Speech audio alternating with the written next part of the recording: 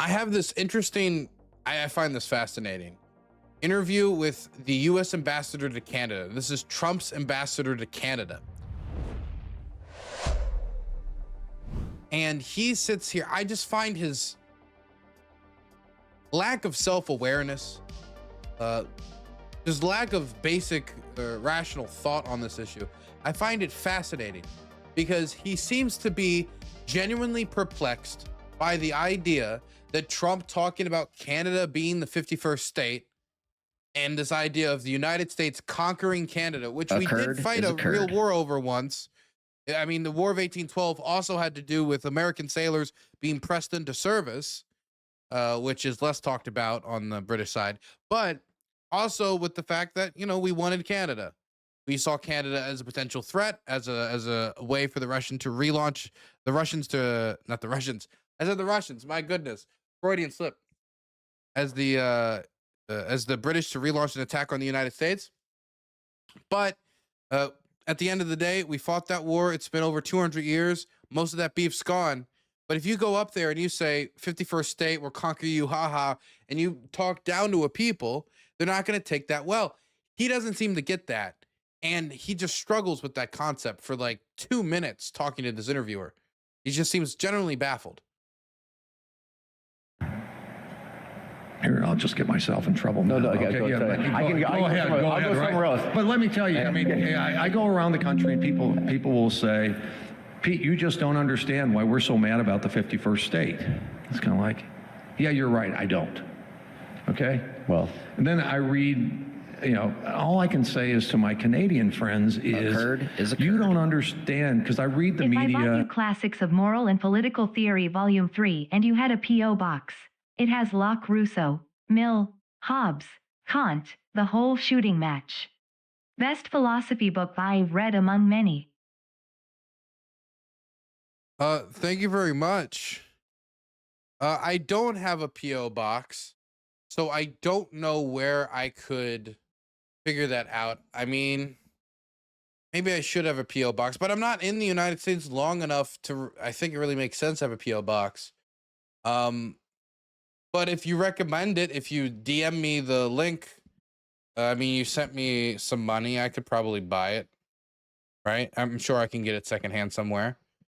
God, what's that really good used book website? I used to use it all the time. Thrift Books or something like that. Canadian friends is, thank you for the time. You don't understand, because I read the media and I listen to other discussions, you know, the president got mad about an ad. Well, I've been in this business for a while, and I know people who've been in it longer than I have. And I asked them, okay, the ad that was run by the government of Canada. Oh, that's not the government of Canada, it's Ontario. It's kind of like, I'm sorry, we don't go through that, you know, slicing and dicing. And, you know, it's kind of like, no one can ever remember a like circumstance where a foreign government came into the United States and, you know, they were talking about $54 million of ads, American dollars, so real money. The just a joke, just a joke. Okay, lighten up. That's the quote they're going to remember. Yeah, that's going to get me into trouble. But you know, targeting the President of the United States and his policies 10 days before an election and a couple of weeks before a Supreme Court case would be heard in front of the Supreme Court. I'm sorry, that does not happen in the United States of America. You do not come into America and start running political ads, government-funded political ads, and expect that there will be no it's the government coming in again and control, and expect that there will be no consequences or reaction from the United States of America and the Trump administration. It has, as far as we can tell, it has never happened in America before. And if Canada wants to insert itself and create a new precedent that you're going to participate in our electoral politics, through advertising targeting the President of the United States and his policies. I would suggest that you seriously consider whether that is the best way to try to achieve your objectives in the United States of America. What's fascinating about this is he says he doesn't understand the 51st state thing and why it angered people.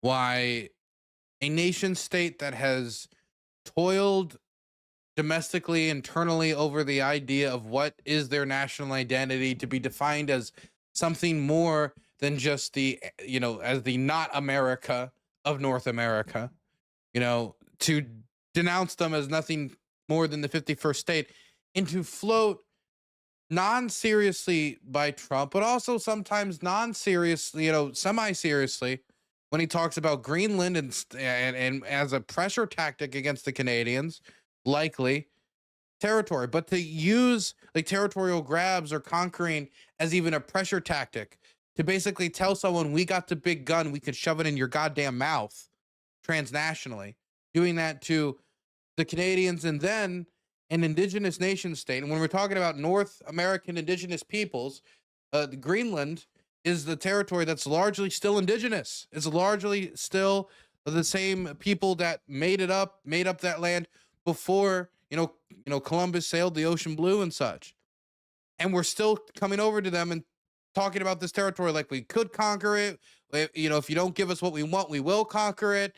Even if you negotiate with us and we talk back and forth, we can get something that's appealing to us. We might still talk about conquering it anyway, as if it's for a chauvinistic, nationalistic idea of expansion. Trump likes the idea.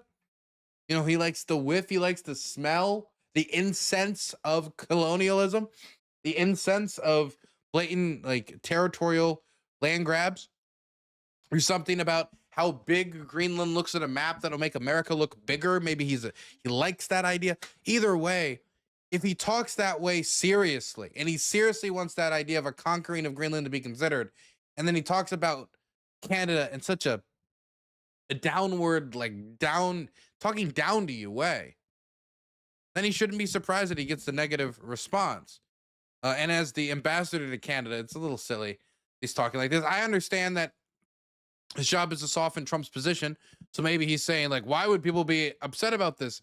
As if he really doesn't know, but he does know.